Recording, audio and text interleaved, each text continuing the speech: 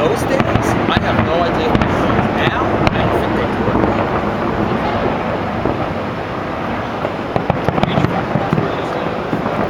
Over there, no. It's hard to believe. It's It's still a subway. my God, you know that when you get out, you have to put a token in, and when you get in on, it's 2 tokens. Oh, right. That's how far away it is. It's the farthest point in the entire city. It used to be 2 tokens to get on and 1 to get out because it's so far away. I know that sounds crazy. Yeah, 1 fare to exit, 2 fares to get on because it's so far away. How would they know where you're getting in?